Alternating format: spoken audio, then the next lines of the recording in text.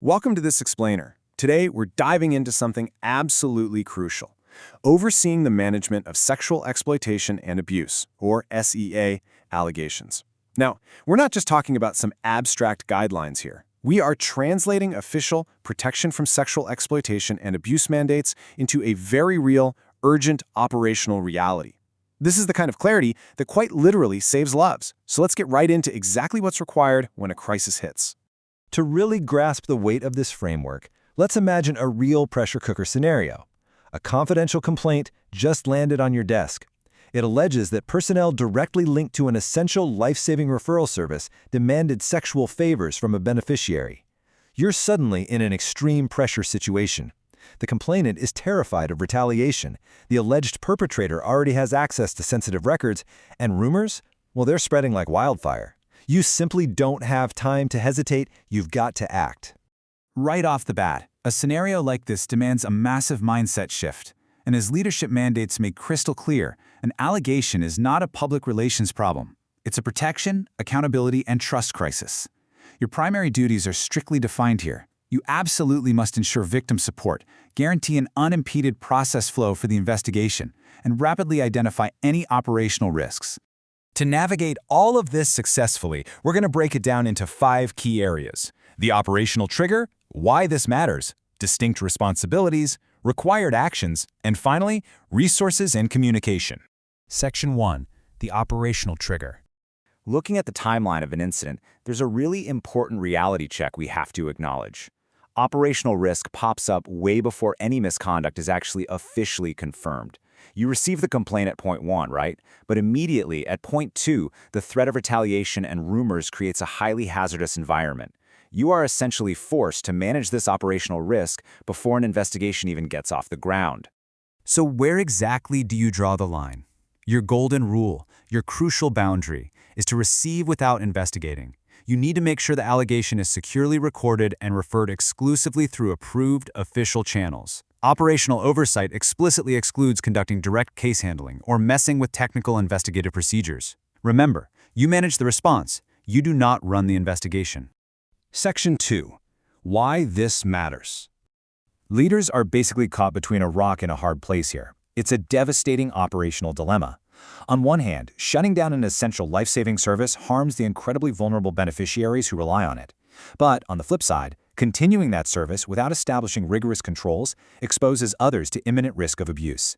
It's an almost impossible balance that requires immediate authoritative action so you can keep services running while simultaneously neutralizing severe threats. Because the stakes are literally life or death, your absolute first duty of oversight is activating victim assistance. That means prioritizing physical safety, upholding dignity and consent, ensuring strict confidentiality, and executing immediate service referrals. Before anything else happens, literally anything, making sure the victim or survivor can access support safely is the ultimate priority. Section 3. Distinct responsibilities. To make this accountability system actually work, we've got to strictly separate the nuanced roles. The resident coordinator, or RC, is there to reinforce reporting diligence across the entire system. The humanitarian coordinator, the HC, holds the mandate to ensure those essential services keep running safely. And the head of mission, or HOM, is on the hook for ensuring prompt review and referral within their specific mission authority. These are very distinct operational jurisdictions, and they must never blur together. We can actually break this down into specific audience tracks. Track A is senior leadership. They're focused on strategic risk, executive decisions, and broad coordination. Conversely, tracks B and C are the focal points and project managers. They are entirely focused on technical compliance, field implementation, and practical risk reduction right there on the ground. Mixing strategic leadership oversight with detailed field-level implementation is incredibly dangerous. You absolutely must know your track. Now, if you're in Track B, meaning you're a PSEA focal point or coordinator, your core mandate is clear. Know the procedures before a case even arrives. You're maintaining referral pathways and tracking the process. You are there to provide leaders with vital process updates and to flag gaps in assistance. What you don't do is share unnecessary personal details or try to assume operational supervision. And for folks in Track C out in the field, like project managers, your instructions are equally strict. Protect people and evidence without investigating. You are strictly prohibited from repeatedly interviewing the complainant. You absolutely do not confront the alleged perpetrator, and you never promise specific outcomes. Your sole job is safe reporting and preserving community controls. Section 4. Required actions. All right, here is the official checklist. 5 sequential required actions. 1. Receive without investigating. 2. Activate victim assistance. 3. Manage operational risk. 4. Protect process integrity. And 5. Communicate appropriately. If we tie this directly back to our life-saving service scenario from earlier, these are the exact, step-by-step actions leadership must oversee to stabilize the crisis. Let's zoom in on step 3 for a second. Managing operational risk. While an investigation is pending, you have to practically reduce exposure.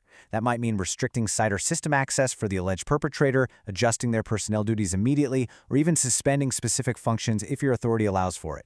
Essentially, you gotta lock down the operational environment. Next up is step 4, protecting process integrity. Senior leadership needs to step up here to provide necessary resources and escalation pathways, but, and this is a big but, without illegally crossing into the investigation timeline. You support the independent investigative capacity, you ask the right oversight questions to ensure things are moving, and you carefully document all formal follow-ups. But you absolutely never compromise investigative independence. Section 5. Resources and communication. When it comes to managing a crisis, information control is everything. You must share only what is strictly safe, necessary, and officially authorized with affected stakeholders. Confidentiality is paramount here. Strategic, carefully managed communication is literally the only way to prevent retaliation against the victim or stop the spread of damaging rumors within the community. And before you make a single move, you have to ask yourself, who owns the next action? Is it the RC, the PSEA focal point, the project manager, or human resources? Knowing exactly who owns the very next step in the procedure is a crucial compliance check. Because honestly, if ownership is ambiguous, the whole process fails. Now, the good news is you're not doing this in a vacuum. You have essential official toolkits at your disposal. We're talking about the UN PSEA Practical Toolkit for Senior Leaders, the IASC Country-Level Action Plan Template, and critical interagency risk assessment tools.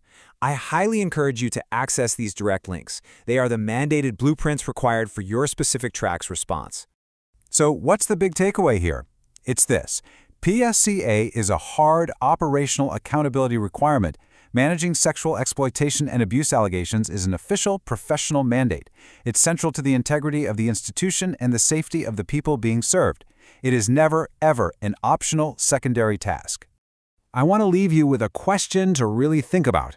In a high-stakes crisis like the one we explored today, are you actually fully prepared to execute your specific track's operational mandate without overstepping into the investigation? Because understanding your exact boundaries is the very first step toward true accountability. Thank you so much for joining this explainer, and definitely make sure to review the official toolkits for your track.